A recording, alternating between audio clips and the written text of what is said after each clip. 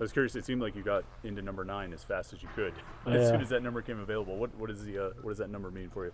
I mean, it just always been my go-to. You know, in high school, I was a big Alabama fan. I used to study Alabama receivers, and I used to study Amari Cooper a lot. And so once I see him with that number, I just wanted to, you know, kind of model some of my stuff after him. And ever since, it just stuck with me. Konata, you get Dejan into this receivers room now, and a guy that has experience playing college football before. How much was there a transition period to get him kind of used to things again, or was he kind of just ready to go coming into this spring? It seemed like he was ready to go. He was on his P's and Q's. You know, he put in the work outside of football or outside of being here. He put in the work, so it seemed like it was a pretty smooth transition. What impresses you the most about him and his skill set? His hands. He has really good hands, and be able to win the 50-50 ball. Coach Narduzzi praised you said that you've come a long way. Where do you feel like you've grown as a receiver? Just being more comfortable, just with like the offense, just understanding how SIG works, and then also just getting in that weight room, being stronger, faster, just working on the little things that I felt like I needed to work on. How does Coach Underwood challenge you, just last year versus this year? I mean, he challenged us as a group since we've got here to be the best. You know, I mean, he's had that NFL experience, and we all want to get to that level. So he's training us to get to that level. So he's been on us like. Does he? Oh, sorry. No, you good. Does he say anything specific to you about like, hey, Konata, work on this, or I like this? Like any specific advice or things he says?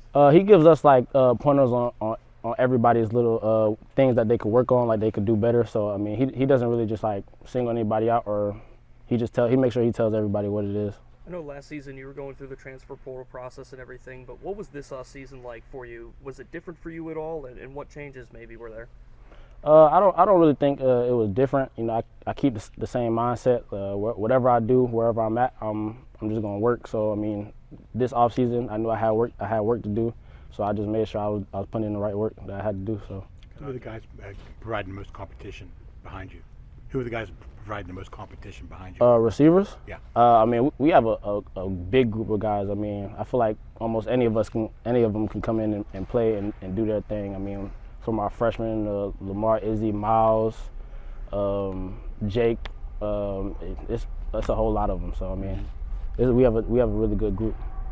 From your perspective, what can you tell us about the 2 new quarterbacks, how they fit in, what working with them has been like? It seems like this system is pretty well for them. So I mean, obviously Phil has experience in the offense, and then Christian kind of ran like a similar thing at Penn State, so they just came in and they've been balling since. So.